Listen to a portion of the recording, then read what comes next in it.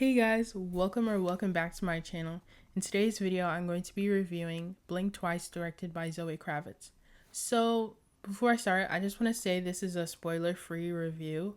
So, the video is going to be kind of short, but anyways, let's get started. So Blink Twice stars Channing Tatum and Naomi Ackie. So in the film, Tatum plays Slater King, a tech billionaire, and Ackie plays Frida, a cocktail waitress. The two meet at his fundraising gala and they really hit it off. So King invites Frida and her friend to join him and his friends to a vacation on his private island. So in the first half of the film, we're just watching the characters enjoy their time on the private island. So they're gorging on food, alcohol, drugs, etc., etc. So it's just like partying, smoking, drinking, blah blah blah. I feel like the first half of the movie was like really boring and a bit too slow. However, when the movie starts to pick up, it really starts to pick up. So when the movie picks up, or when the tone shifts, it's when Frida starts to notice dirt underneath her fingernails, but she can't really figure out how it got there. So she basically tries to figure out what's going on. So the second half of the movie is very uncomfortable and really disturbing to watch, because while the violence and gore are a large part of why the film is disturbing, what makes the film even more disturbing is that the events that unfold can actually happen in real life, because this movie is inspired by wealthy men like Jeffrey Epstein, who've invited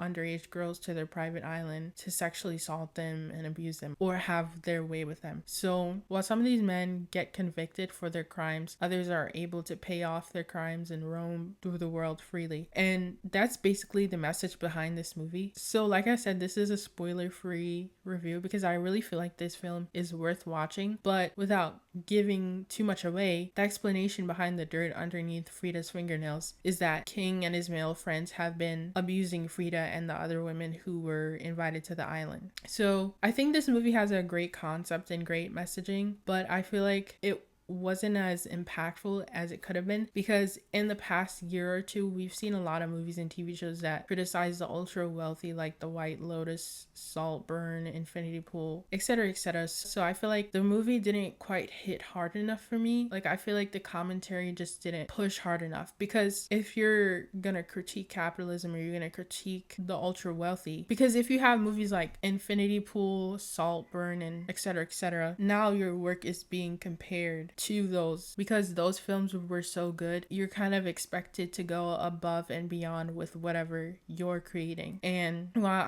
I still believe that the movie is good, I feel like it wasn't as impactful, because these kinds of movies are like becoming sort of overdone, so it just didn't hit hard enough, and it was just like very surface level, if that makes sense. And I feel like the conclusion of the movie in particular didn't hit hard enough, because while some of the men paid for their crimes, King, who's essentially the kingpin or the leader in all this, the leader in all the bad things that took place on the island, he didn't really get what he deserved. In the end of the movie, he doesn't have the same status and the same power as he did at the start, but he still has a pretty strong status, or prominent status.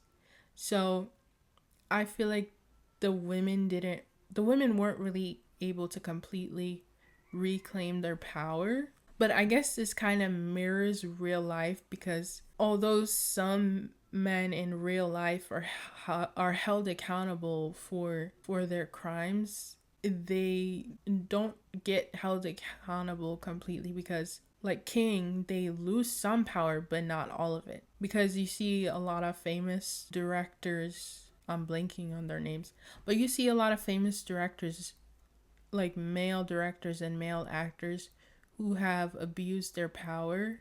They do get held accountable, but people still look up to them, like they're still on a pedestal. Like they were knocked down a peg or two, but they're still on that peg, they're still on that pedestal, and they can still kind of roam the world freely and do whatever they want. But despite my critiques of the film, I still really enjoyed it. I think that the cast did a really phenomenal job, and I just want to say, I don't really know how to critique acting. I can just tell when somebody's a good actor or a bad actor, or like I can tell when somebody has potential, but I really believe that this whole cast did a really great job, especially Ackie and Tatum. This is my first time seeing Ackie in a movie or anything, like in any sort of capacity. I've never seen this woman before, but she was really good on screen. Like, she played her character well. Like, she had range. I don't know. Like, she did her big one, so to say. But yeah, Tatum does really well also. I feel like I haven't really seen him in a lot of movies. I don't think I've seen any of his movies, to be honest. Like, I just know that he's in like a lot of comedic movies or rom-coms. So I don't know, but the point is, I think that he does a really good job at playing like a sleazy tech billionaire. Like, his acting in the film isn't so like loud and like on the nose or whatever, cuz sometimes it doesn't feel forced. It's just like his acting is very like quiet and like subtle, but it's still very impactful. Like, even though he's not so like in your face with the acting, he still makes you uncomfortable with like the sleaziness. Like, he really embodies the character and he's really able to give off icky vibes. Like, he's really icky in this movie, even though he's like quiet and like chill, if that makes sense. But yeah, I think, or I hope to see him in more roles that are like outside of comedy and like romance, because I think he's a really good actor, and we're like wasting his talent, you know? Like, I want to see him in more complex roles. Yeah. So yeah. And I also want to give props to Kravitz, because this was actually her directorial debut. And I think that for a directorial debut, this was like really good. There was obviously some issues, but I feel like when you do something for the first time, it's hardly ever going to be perfect, but this was like pretty good, and I feel like she can only go up from here. So I'm kind of excited to see what she does in the future. I know other people feel otherwise, because I know some people don't like when actors try to direct, but I don't know. I feel like this was pretty good, and I think, like I said, I feel like she can only go up from here. But yeah, those were all my thoughts on the movie. Make sure to like, comment, and subscribe. And when you're commenting, comment down below if you saw this movie and what did you think of it. Did you hate it? Did you like it? And yeah, thank you so much for watching. Be happy and be healthy. Bye.